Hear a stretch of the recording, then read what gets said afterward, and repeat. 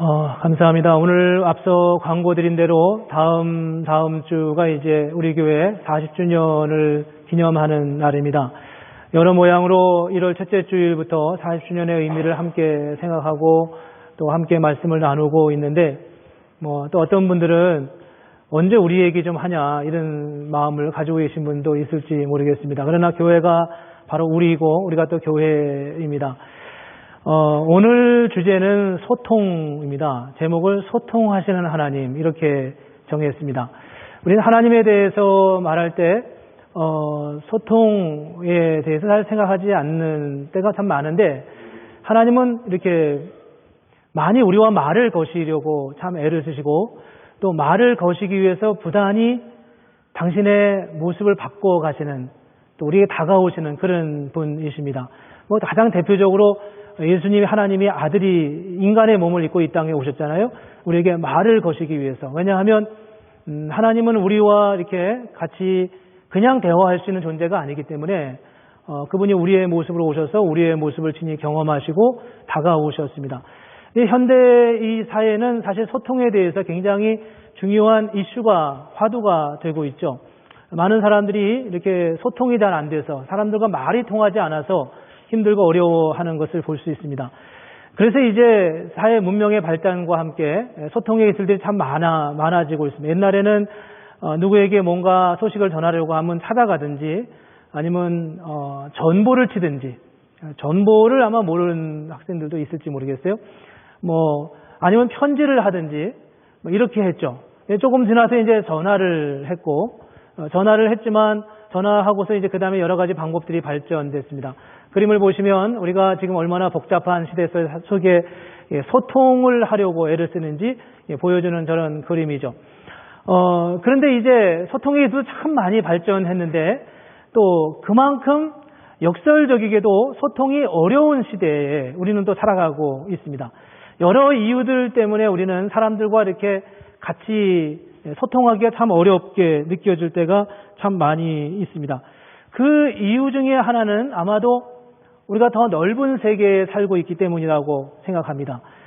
옛날 같으면 그냥 그 자리에서 태어나서 거기서 학교 다니다가 거기서 일하고 부모님이 하시던 일 이어받아서 그 일을 주업으로 삼다가 죽는 그런 삶을 살던 사람들에게는 굳이 소통이 이렇게 필요하지 않죠.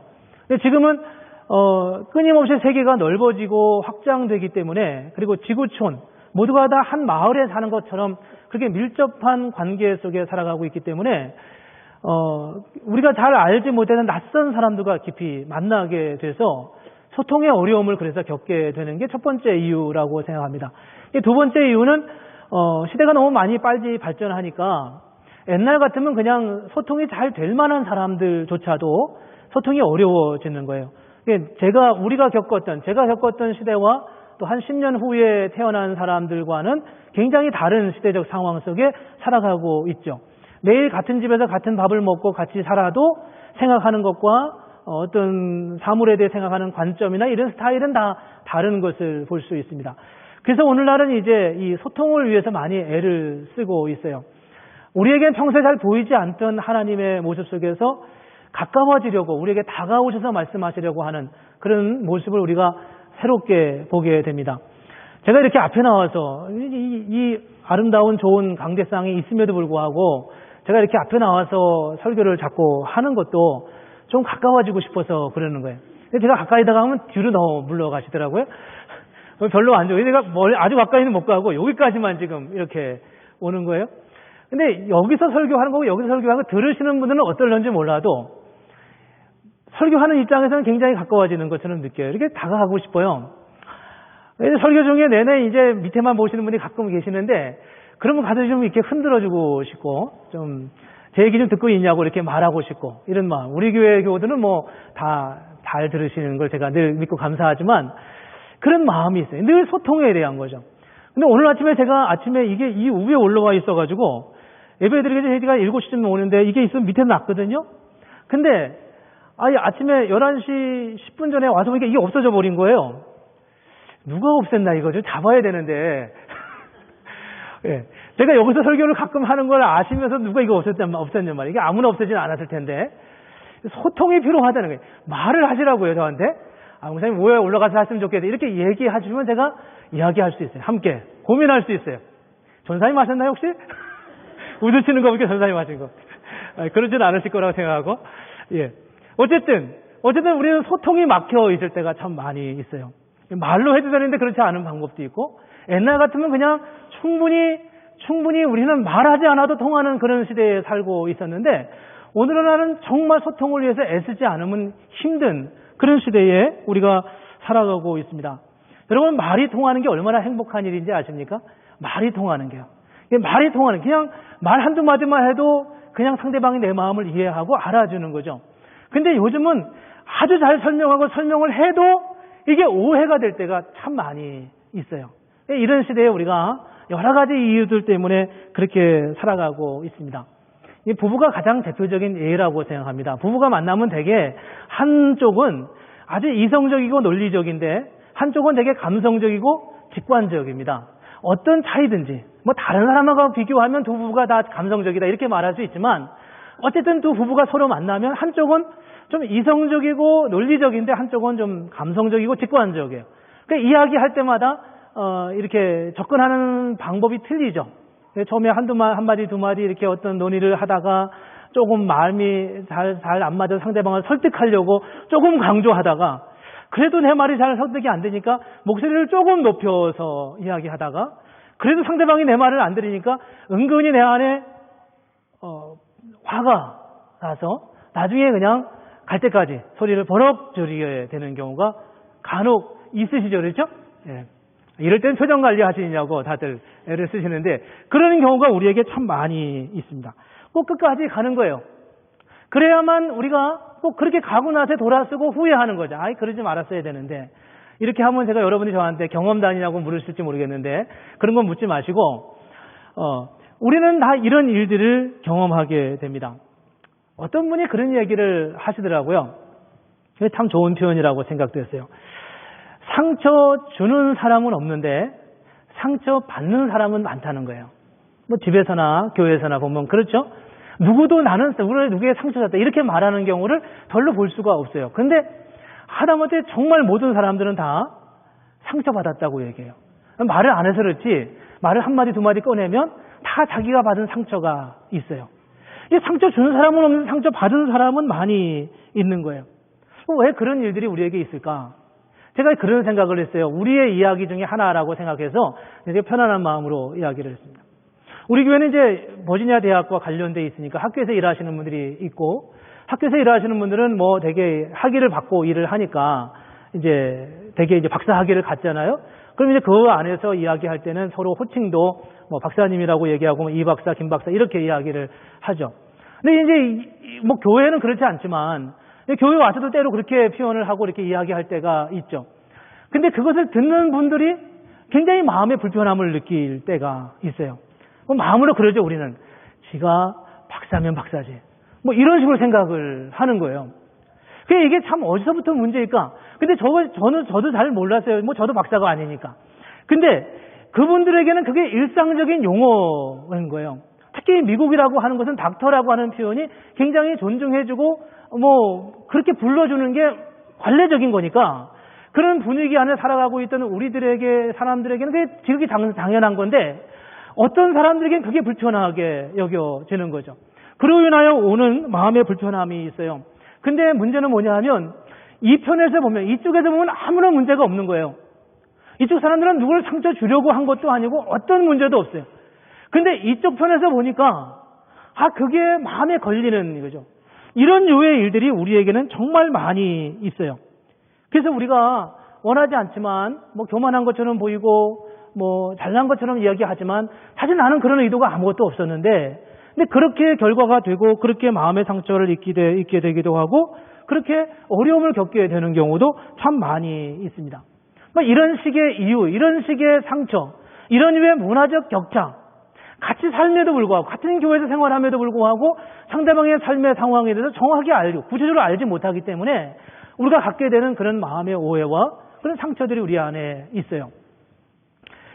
성경 속에 나타나는 소통의 문제가 있습니다. 성경은 소통을 어떻게 말할까? 창세기 3장에 보면 아담과 하와가 범죄합니다.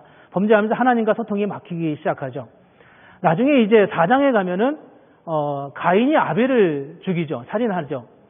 6장, 7장, 8장에 가면은 노아 시대에 홍수가 나서 사람들이 다 전멸하게 되고 노아와 노아의 가족들만 이제 생존하게 됩니다. 11장에 가면은 바벨탑 사건이 일어나는데 그들이 그 탑을 쌓다가 하나님이 언어를 혼잡케 해서 언어가 혼동되게 해서 말이 통하지 않게 합니다. 이게 3장부터 11장까지가 인간의 죄성에 대한 거예요. 인간이 타락을 계속 타락해 가는 거죠. 그리고 이제 12장에 가면 아브라함을 부르시면서 하나님의 구원의 역사, 구속사가 드디어 시작하게 됩니다. 그러니까 인간이 타락의 가장 마지막 결과로 나타나는 일이 뭐냐면 언어의 혼잡함이에요. 의사소통이 되지 않는 거죠. 말이 안 통하는 거예요. 말이 안 통하는 것이 이제 마지막 인간의 죄로 인하여 온 결과였습니다. 그런데 이렇게 말이 통하지 않는 이 시대에 살아가는 이 상황이 하나님의 은혜로 인하여 교회가 세워지는 첫 번째 사건이었던 사도행전 2장에서 성령 강림 사건이 나타나는데 그 성령 강림 사건에 나타났던 첫 번째 가장 뚜렷한 증거가 뭐였냐 하면은 소통이 되기 시작했던 거예요. 말이 통하기 시작했던 겁니다. 사도행전 2장 우리가 오늘 읽은 말씀에 보면은 4절, 5절에 이렇게 말합니다. 4절, 5절, 4절과 6절 한번 같이 읽어볼까요? 시작. 그들이 다 성령의 충만함을 받고 성령이 말하게 하심을 따라 다른 언어들로 말하기를 시작하니라.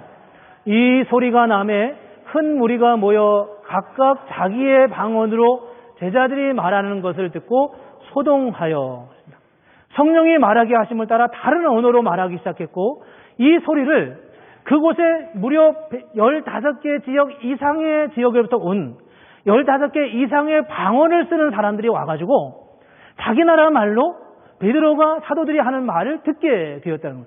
소통이 일어난 거죠. 그 다음에 8절, 11절을 보면 우리가 우리 각 사람이 난 곳 방언으로 듣게 되는 것이 어찌 됨이냐? 그레데인과 아라비아인들이라 우리가 다 우리의 각 언어로 하나님의 큰 일을 말함을 듣는도다. 저게 그냥 우리는 뭐 방언, 저 방언이 어떤 방언이냐 이런 논의를 하지만 사실 사도행전 2장이 나타내는 정말 중요한 메시지 중에 하나는 막혔던 소통이 열리게 되는 사건입니다. 마음이 통하기 시작하는 거죠. 이제는 무슨 말을 굳이 하지 않아도 통하는 거예요. 굳이 어떤 말을 굳이 구체적으로 설명하지 않아도 그들의 안에 마음이 통하고 하나님과 하나가 되는 그런 삶의 경험을 하게 되는 거죠. 소통이 되는 게 얼마나 놀라운 일이에요? 이 소통은 어떤 기술로만 되는 게 아니라 방법으로 되는 게 아니라 우리의 노력으로 되는 게 아니라 은혜의 사건으로 된다는 겁니다. 여러 가지 소통의 기술들이 많이 발전되잖아요. 뭐 카톡도 있고 메시지도 있고 뭐 수많은 것들이 있어요. 그러나 그 어떻게 하더라도 그런 것으로 인하여 소통이 이루어지는 게 아니라 은혜로 된다는 겁니다.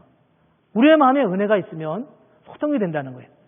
제가 청년부가 요즘 30명이 넘어요. 청년들이 카톡방을 만들었어요. 만들어가지고 자기들이 카톡을 하죠.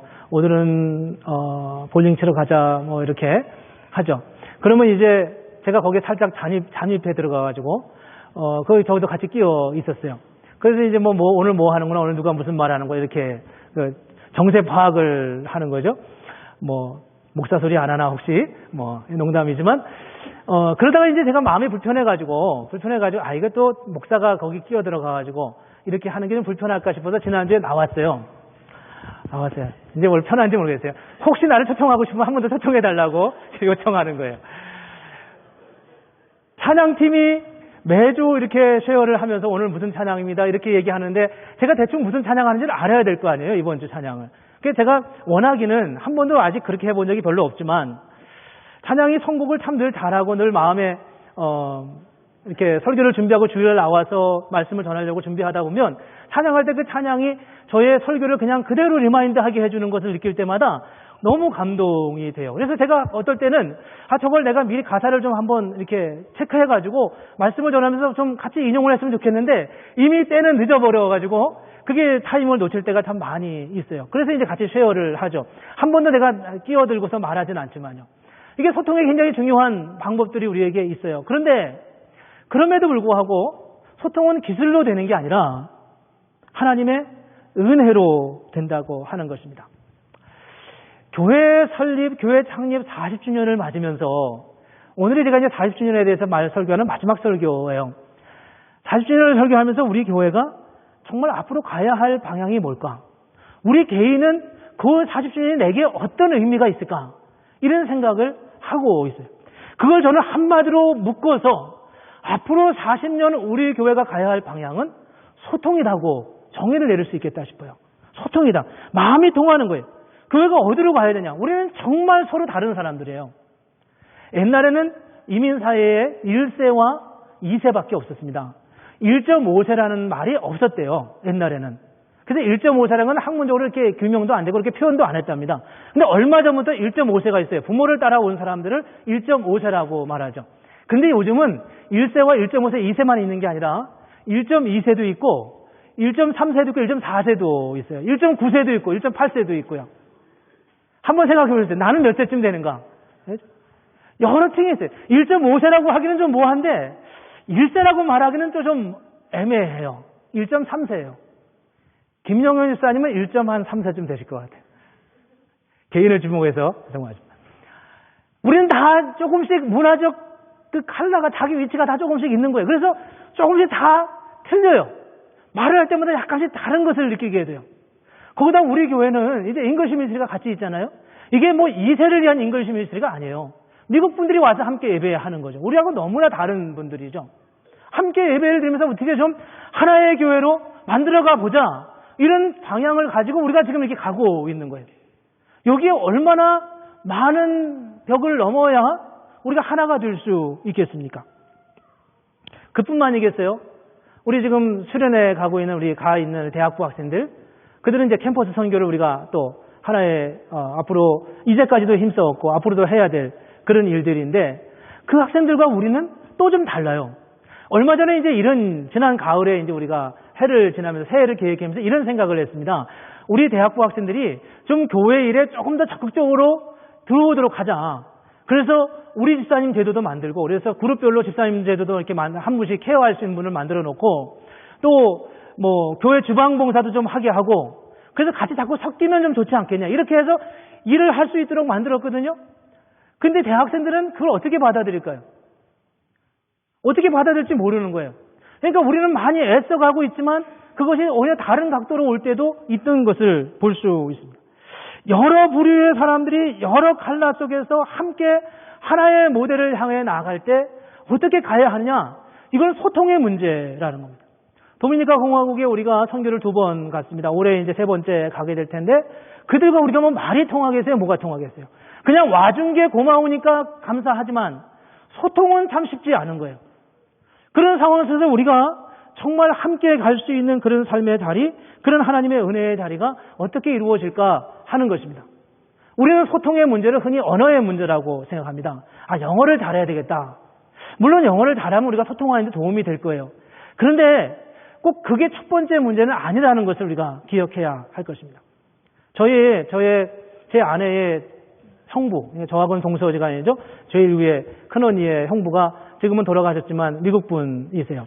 미국 분이신데 그 미국 분인데 미국에 사시는데 저희 장모님이 그 사이를 그렇게 좋아하세요. 이뻐하시고 어떻게 말이 통하는 게 아니에요. 그냥 우리 장모님 하시는 말씀은 그냥 I love you밖에 못 하세요. 우리 그 동서 그분은 어머니 사랑해요. 소리에 이 말씀 하셨던 것 같아요. 그 한마디 들으시면 그냥 좋으신 거예요. 한국말로. 그분은 모든 걸 다 내어줄 만큼 좋아하세요. 근데 그 장모님이 저도 무척 이뻐하세요. 여러분 모르셨죠? 저도 무척 이뻐하시는데 이뻐하실 때마다 하시는 말씀이 있어요. 제가 이 강대상에서 하기가 좀 어려운 표현이에요. 늘 하시는 말씀이 있어요. 정말 그건 제가 삼가하겠습니다. 뭐라고 말씀하시는데 굉장히 저를 이뻐하세요. 근데 제가 가만히 생각해 봤어요. 이 말씀 보면서.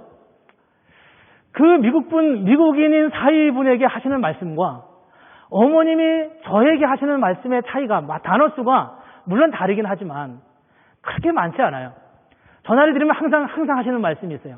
우리 모두 버리기 아까운 우리 사위라고. 그렇게 말씀하시는데, 그건 뭐가 뭔지를 생각해 보십시오. 모두 버려도 아까운 사위라고 말씀하세요. 우리는 언어가 통해야 된다고 생각하지만 사실은 언어 이전에 우리는 그보다 훨씬 중요한 것들이 참 많은 것을 알 수 있습니다. 지난주에 우리가 리어리 목사님이 오셔서 설교하셨어요. 여러분 보셨는지 모르겠는데 제가 이 옷을 이렇게 까만 이제 안에 옷에다가 클러리컬 컬러를 입고 양복을 입었는데 지난주에 리어리 목사님 오셔가지고 나 이거 입었다고 막 자랑하시면서 오시는 거예요. 같은 옷을 입으시고서 그러면서 뭐라고 하시냐면 내가 이렇게 입어서 너와 내가 같은 목표와 같은 비전과 같은 복음을 가지고 함께 간다는 것을 이렇게 보여주고 싶다. 이렇게 말씀하시면서 그 옷을 지난주에 처음으로 입으셨어요. 오늘 입으셨는지 제가 아까 봤는데 저는 이게 잘 눈썰미가 없어서 잘 모르는데 같은 옷을 입으셨던 것 같아요. 오늘도. 같아지고 싶은 거예요. 거기에 무슨 신학이 필요하겠어요? 당신이 믿는 삼위일체는 어떤 하나님이냐고 이런 질문이 왜 필요하겠어요? 물론 정리가 필요하겠죠. 어느 순간에는. 그러나 이미 그 마음이 같아진 거예요. 같아져서 같이 가려고 하는 마음이 있는 거죠. 이게 바로 우리가 같이 소통을 위해서 필요한 하나님의 역사라고 하는 것을 보여주고 있습니다. 거기에 어떤 신학적 이론이 필요한 것도 아니고 어떤 언어의 표현이 필요한 것도 아니었습니다. 하나님은 우리에게 그렇게 소통하시는 하나님으로 우리에게 다가오셨다는 거예요. 우리가 어떻게 이제 40주년을 맞고 앞으로 우리가 어떻게 가야 할까? 우리의 교회의 방향, 우리 가정의 방향, 우리 삶의 방향에 정말 중요한 우리를 가장 행복하게 만들어줄 가장 중요한 이슈는 저는 소통이라고 생각해요. 여러분 자녀들과 말이 통하는 경험을 하게 되면 얼마나 기쁜지 경험해 보시지 않았어요? 여러분의 이웃과 함께 누가 내 말을 인정해주고 당신 그렇게 말하려고 하는군요 라고 말하는 말을 들었을 때 그 기쁨을 경험해 보셨냐고요. 내가 여러 말을 하지 않아도 그 사람이 내 마음을 알아줄 때 그때 느끼는 기쁨은 말로 다 할 수가 없어요. 이게 바로 소통의 역사입니다. 우리가 비록 세대는 틀리지만 누구는 1세고 누구는 1.5세고 누구는 2세지만 우리가 그리스도 안에서 언어의 장벽을 넘어서 문화의 장벽을 넘어서 인종의 장벽을 넘어서 함께 갈 수 있다면 그렇다면 그게 얼마나 아름답고 놀라운 일이겠냐는 겁니다. 뭐 선교를 하자, 캠퍼스 선교를 하자, 뭐 잉글리시 밀치를 하자, 어떤 것을 하자 이야기를 해도 그 밑바닥에는 바로 소통으로부터 출발한다는 거예요. 우리가 누구와도 거리낌 없이 소통할 수 있으면, 할 수 있으면 누구도 우리에게 거리낌 없이 이 자리로 올 것이라는 겁니다. 순서가 바뀌었지만 여러분 그런 이야기 들어보셨나요? 옛날 한국에서 설교 들으면 가끔 목사님들이 하시는 말씀입니다. 예배 중에 예배 시간에 이렇게 예배를 드리는데 피부 색깔이 다른 사람이 그 교회를 들어가려고 했어요. 근데 어떤 이유인지 모르지만 거부당했어요. 그리고 그 교회 계단 밑에서 굉장히 흐느껴 울고 있었죠. 그때 예수님이 그에게 다가오셔서 이렇게 말하잖아요. 울지 말라고. 나도 저기서 들어가지 못했다고. 이런 말을. 이게 뭐 그 사람들이 밀어낸 것이겠습니까? 밀어낸 게 아니에요. 생각해 보세요. 우리는 누가 와도 상관없어요. 우리 교회. 그러나 누구든지 우리 교회 오면은 같이 예배 드릴 수 있을까요? 정말 같이 예배 드릴 수 있을까요? 그분이 한국 국적을 가진 사람이라고 해서 다 여기 와서 예배 드릴 수 있겠냐는 거예요. 그렇지 않다는 겁니다. 우리는 환영한다고 하지만 우리는 그를 떠밀지 않지만 떠미는 것보다 더 강한 푸시를 우리가 하고 있는지도 모르겠다는 거예요. 복음이 무엇일까? 소통이 무엇일까? 마음이 통한다는 게 무엇일까? 그것은 정말 우리가 그냥 난 누구든지 와도 상관없어. 그리고 내 자리에 그냥 앉아서 그냥 케어하지 않고 이렇게 말하는 그게 우리가 받아들이는 건 아니라는 겁니다. 어떻게 하나님의 소통이 이루어져야 될까? 저는 두 가지 면에서 오늘 본문을 가지고 함께 생각해 보려고 합니다. 첫째는 은혜가 충만해야 합니다. 은혜가 충만해야 합니다. 왜 뜬금없이 은혜냐고요? 정말 우리 마음에 은혜가 있으면 우리는 아무것도 문제가 되지 않습니다. 우리의 마음이 풍성하면 어떤 것도 문제가 되지 않아요. 모든 문제는 다 내가 문제를 삼기 때문에 문제입니다. 목회자들이 만난 자리에서 이제 좀 오래 목회를 하신 분이 열심히 목회를 참 잘하신 목사님이 그런 이야기를 하시는 것을 들었어요. 목회를 어떻게 하면 잘합니까? 교회에 문제가 생길 때 어떻게 해결합니까? 이렇게 말할 때 그 목사님이 이렇게 답하셨어요.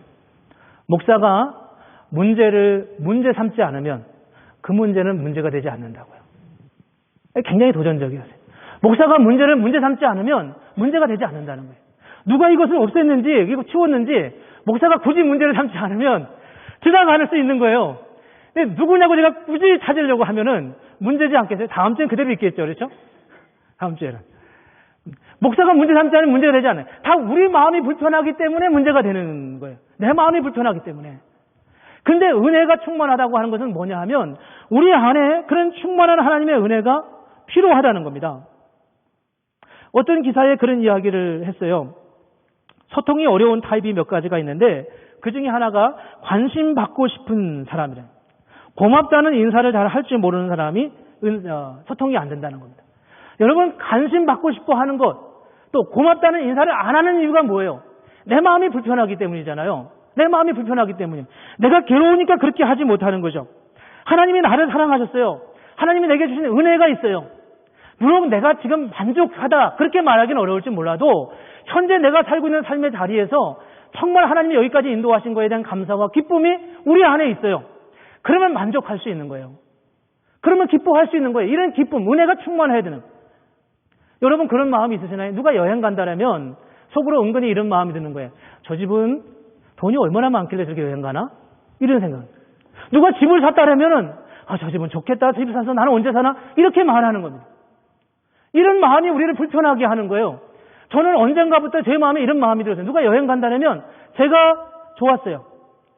누구라고 말하기 어렵지만 누구 가실 때마다 저한테 사진을 보내시면서 자랑하시는 분이 계세요. 누구라고 말씀드리진 않겠습니다.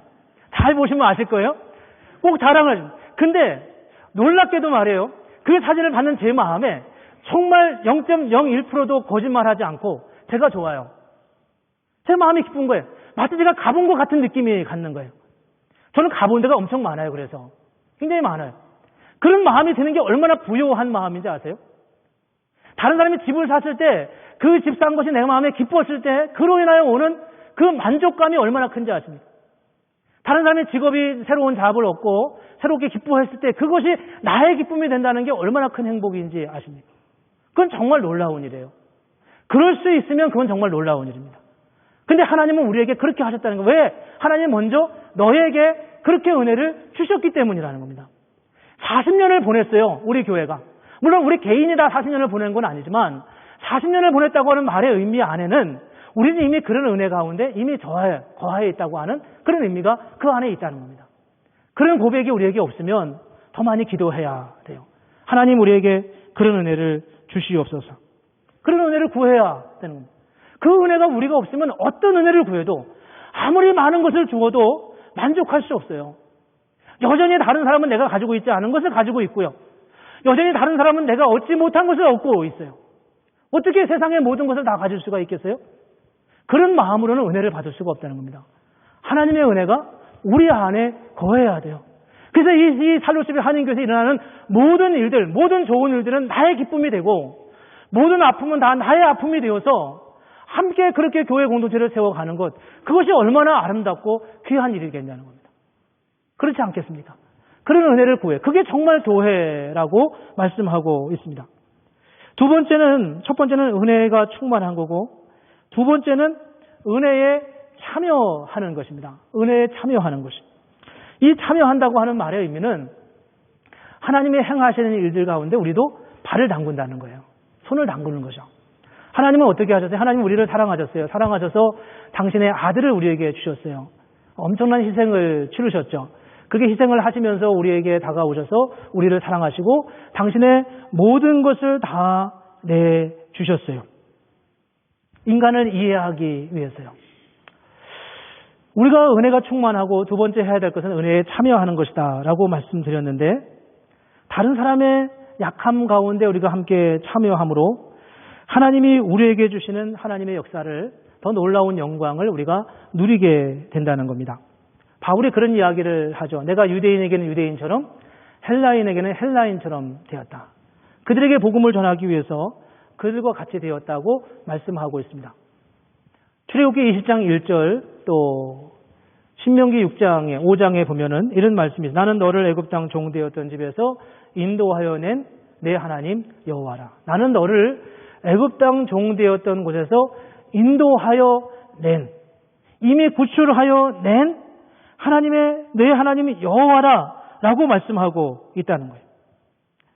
하나님의 은혜에 참여하는 것입니다. 하나님이 우리를 어떻게 은혜에 참여하게 할까? 여러분, 이스라엘 민족이 애굽에서 나올 때, 홍해를 건널 때는 홍해가 먼저 갈라졌어요. 그렇죠? 홍해가 먼저 갈라졌는데, 요단강을 건널 때는 요단강의 제사장들이 발을 들여놓자 강이 갈라졌어요. 하나님의 사건에 내가 먼저 발을 들여놓는 거예요. 내가 요단강을 건너는 건 아닙니다. 우리가 요단강을 가르는 건 아니에요. 그러나 이스라엘 민족으로 하여금 발을 그곳에 내딛자 하나님이 그 일을 하셨다는 거예요. 우리로 하여금 그 일을 하게 하시는 거죠. 여리고성을 무너뜨리실 때 하나님이 그냥 짠하고 무너뜨리시면 되지만 하나님이 그들로 하여금 6일 동안 하루에 한 바퀴씩 돌게 하고 마지막 7일 때는 7바퀴를 돌게 합니다. 여러분 아시잖아요? 그들이 돌아서 여리고성이 무너진 건 아니잖아요? 거기서 뭐 쿵쿵거려서 여리고성이 무너졌겠습니까? 여리고성은 당시 가나안 지역에, 팔레스틴 지역에서 가장 견고하게 지은 성 중에 하나였습니다. 그게 그들이 두드린다고 걸어다니고 무너질 그런 성이 아니었어요. 그렇지만 이스라엘 백성이 그 성을 돌자, 13바퀴를 돌자 하나님이 그 성을 무너뜨리셨어요. 구원받기 이전에는 하나님의 절대적인 주권으로 이스라엘 민족을 구원하셨지만 우리를 하나님의 백성이 되게 하신 다음에는 우리로 하여금 하나님의 그 역사의 현장에 우리를 참여시킨다는 겁니다. 우리로 하여금 발을 내딛게 한다는 거예요. 그것으로 모든 게 되는 것은 아니에요. 목사가 40년을 얘기하면서 앞으로 이렇게 갑시다라고 말할 때 그게 될 거냐는 겁니다. 어떻게 한인교회에서 잉글리시 미트가 같이 가능하겠어요? 이런 틀로다가. 어떻게 우리가 이 작은 교회에서 어떻게 그런 일들이 가능하겠습니까? 우리가 하는 건 아니에요. 그러나 적어도 목사가 생각할 때, 적어도 우리 믿음의 사람들이 생각할 때 내가 발을 내디디면, 내가 손을 뻗으면 하나님의 그 상황을 통해 요단강을 가르게 하시고 여리고성을 무너뜨리게 하실 것이라고 하는 그분이 일하실 것이라고 하는 역사에 대한 고백이 있기 때문에 우리는 우리의 손을 내딛고 우리의 발을 내딛는 거죠. 그래서 우리가 그렇게 하자는 겁니다. 비록 어렵지만, 안 되지만, 안 될 것 같지만 요단강 물이 그렇게 도도하게 흘러가고 있는데 요단강은 비수기에는 비가 안 올 때는 완전 맨바닥처럼 마르지만 많이 흐를 때는 강둑을 넘어설 만큼 비가 많이 온답니다. 그럴 때 요단강을 건너가는 거예요. 요단강이 어떻게 갈라지겠어요? 그 이야기를 하는 것 자체가 불가능한 일이죠. 그러나 그럼에도 불구하고 하나님이 행하실 것을 믿고 우리가 이미 구원받은 하나님의 자녀이기 때문에 그 믿음으로 하나님이 옳다 하시는 것을 향하여 가능성을 보고 하는 게 아니라 하나님이 옳다 하시는 것을 향하여 가는 거예요. 발길을 내딛는 거죠. 이제까지는 우리가 은혜를 받는 삶에 집중했다면, 하나님의 은혜를 경험하는 것에 집중했다면 이제는 하나님의 은혜에 참여하는 쪽으로 한 걸음 더 나아가자고 하는 것입니다. 그러기 위해서는 여러 가지 일들이 우리에게 물론 있습니다. 생각보다 일들은 어렵고 힘들 때가 참 많아요. 잉글리시 미트를 어떻게 하겠어요? 우리가 다 세대가 다르고 힘들고 어렵죠. 개인적인 이야기지만 제가 본인의 동의를 받고 한 가지 이야기를 합니다. 우리 청년부가 꽤 많이 이제 모이는데 제가 보통 참석은 안 하지만 언젠가 한번 같이 모임에 참여할 기회가 있었는데 참여했는데 여러 가지 이슈들은 이제 이야기를 하다가 그 중에 하나는 이런 주제가 나왔어요. 본인 동의를 받고 하는 얘기입니다. 우리 청년부 이제 회장이 있는데 우리 장재기 형제가 있는데 장재기 형제가 86년생이세요. 죄송해요. 나이까지 얘기해서.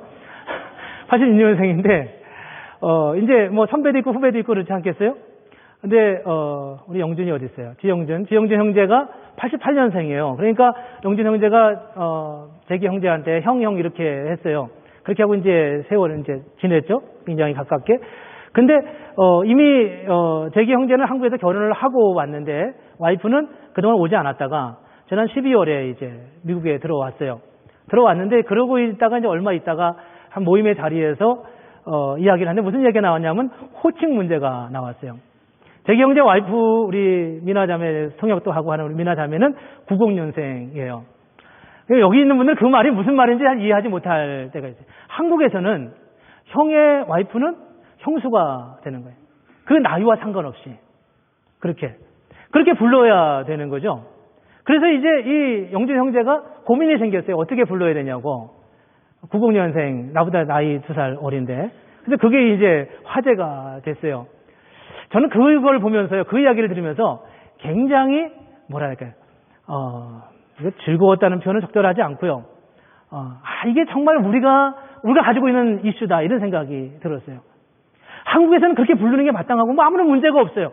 근데 여기 오니까 이게 조금 문제가 돼요.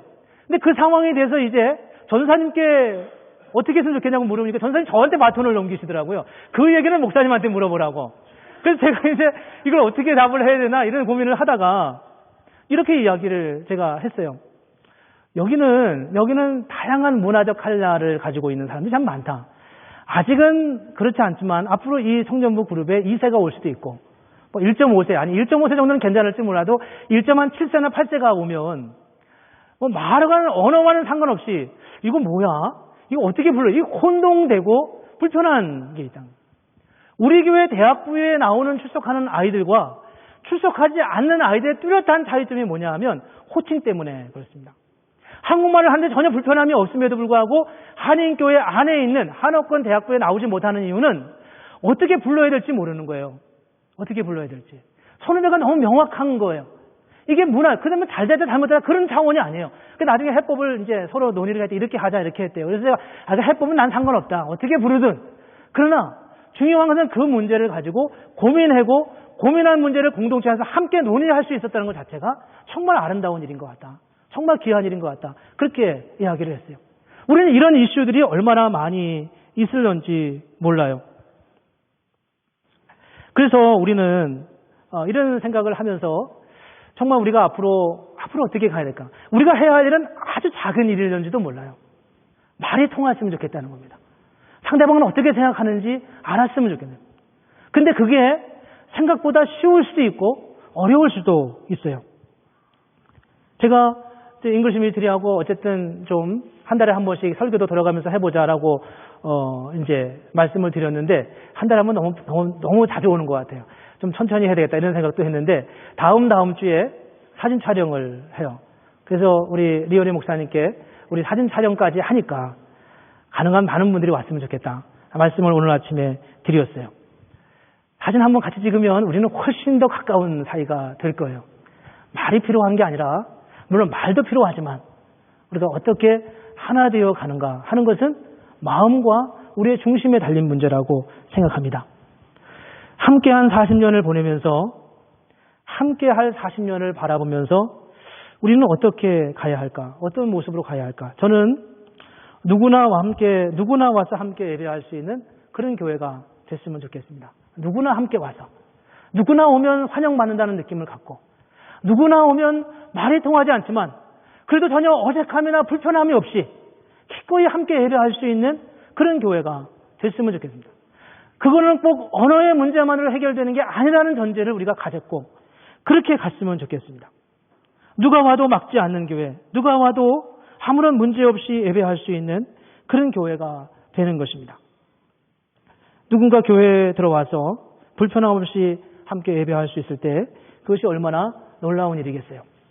두 가지를 우리가 위해서 기도했으면 좋겠습니다. 하나는 은혜가 충만한 삶을 살았으면 좋겠습니다. 내 마음이 충만해야 돼요. 누가 어떠하든지 간에, 누가 어떤 삶을 살든지 간에, 누가 나보다 더 좋은 걸 가졌다 하더라도 하나님이 내게 주신 은혜로 인하여 내가 기뻐할 수 있어야 됩니다. 그걸 하나님과 나와의 관계 안에서 내가 소부를 봐야 돼요. 하나님 내 안에 왜 이런 갈증이 있냐고요. 왜 내가 여전히 다른 사람을 부러워할 수밖에 없냐고요. 왜 내가 다른 사람 잘 되는 것을 내 마음에 시기할 수밖에 없냐고요. 이 문제를 가지고 하나님과 깊이 씨름해야 돼요. 이 문제가 끝이 나면, 아니 완전히 끝은 안 나더라도 끝이 나면 그 다음에 하나님의 역사에, 하나님의 은혜의 사건에 참여해야 돼요. 발을 들여놓아야 돼요. 하나님 우리에게 무엇을 원하시냐고요. 하나님 원하시는 그 삶의 자리에 내 발을 내딛기를 원합니다. 내 발을 내딛어서 뭐가 되는 건 아니지만 내가 우리 교회 이런 방향에 박수 치면서 함께 동의한다고 뭐가 되는 건 아니지만 그렇지만 주님이 말씀하셨기에 내가 여리고성을 돕니다. 주님께서 말씀하셨기에 내가 지금 철철 흐르는 요단강에 내 발을 들여놓습니다. 일하실 분은 하나님이십니다. 그렇게 믿으면서 우리의 믿음의 발걸음으로 발을 내딛는 결단이 우리에게 필요하다는 겁니다. 그렇게 우리가 할 때 하나님께서 우리를 통해서 얼마나 놀라운 일들을 이루어 가시겠습니까? 고린도전서에 보면 바울이 그런 말을 하잖아요. 우리는 하나님의 동역자들이라고요. 코워커라고요. 같이 일하는 사람이라는 겁니다. 하나님과 함께 일하는 존재. 하나님만 일하는 게 아니라 하나님이 우리를 앞장을 세워서 그래 너 발 한번 내디뎌. 그럼 내가 일할게. 이렇게 말씀하시는 거예요. 그런데 왜 우리가 발을 못 내딛냐는 거죠. 그런데 왜 우리가 믿음의 발걸음을 순종하지 못하는 거예요. 한 걸음이면 됩니다. 한 걸음이면. 딱 일주일만 돌면 되는 거예요. 물론 그거 자체도 믿음이 없으면 할 수 없습니다. 향후 앞으로 우리의 삶 가운데 이루실 하나님의 역사를 우리가 바라보고 기대하면서 우리의 발걸음을, 우리의 발을 주님의 약속하신 삶의 자리를 향해 한 걸음 내딛고 우리 개인과 우리 교회를 통해 이루실 하나님의 역사를 우리가 기대하면서 정말 멋진, 정말 감격스러운, 정말 다이나믹한 그런 하나님의 은혜를 누리는 그런 교회와 우리 성도님들 되시기를 주님의 이름으로 축복합니다. 우리 같이 찬송 404